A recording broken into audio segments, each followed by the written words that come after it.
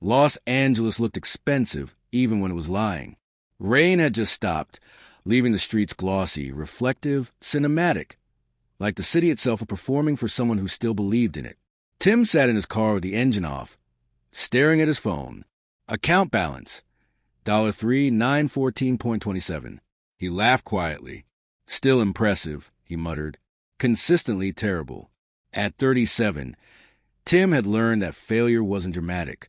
It didn't come with explosions or shouting. It came with quiet mornings, overdue notices, and the slow erosion of pride. His phone buzzed. Ella, are you coming? The meeting starts in 10.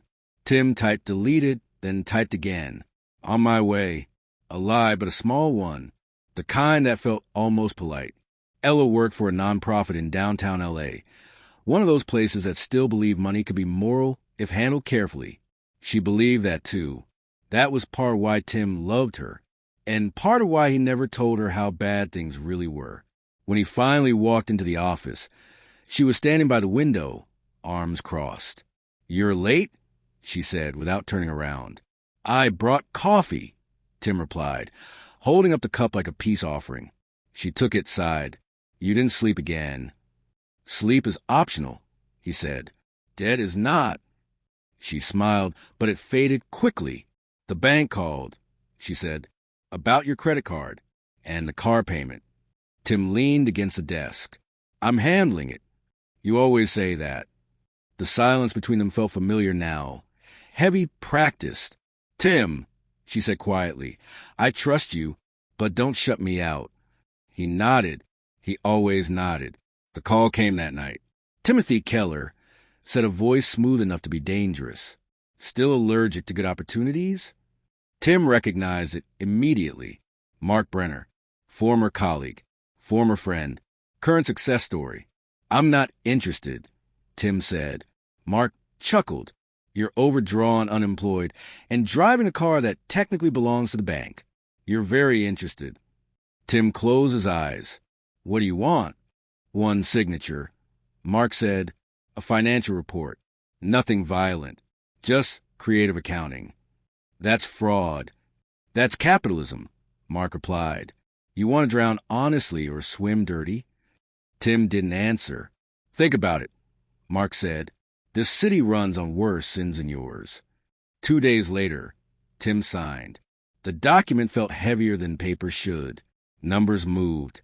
Accounts shifted. Money vanished quietly, like it was never meant to belong to anyone in the first place.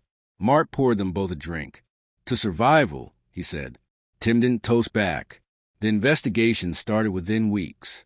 Headlines, audits, whispers. Ella came home pale, her bag still over her shoulder.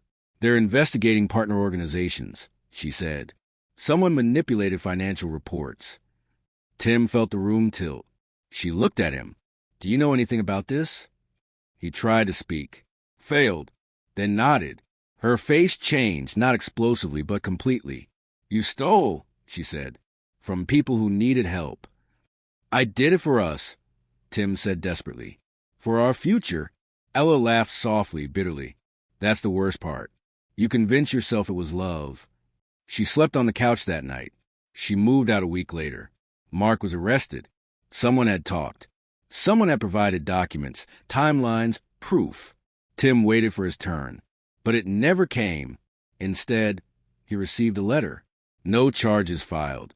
Insufficient evidence. Relief didn't come. Only emptiness. 6 months later, Tim worked in a small bookstore near Echo Park. The pay was modest, the work honest. For the first time in years, he could breathe. One evening, the news played on a small TV behind the counter. Former nonprofit employee Ella Reeves played a key role in exposing a major financial fraud scheme. Tim froze. The report continued. Her testimony led to multiple convictions and the recovery of millions of dollars. Tim sat down slowly. She had known. She had turned Mark in. She had spared him. Later that night, as he counted the register, he noticed something folded under the drawer. A $20 bill. On the back, written in familiar handwriting. "I chose justice. You get a second chance. Don't waste it." Tim smiled, sadly, warmly. Outside, the city glowed like it always had. But for the first time, it wasn't lying to him anymore.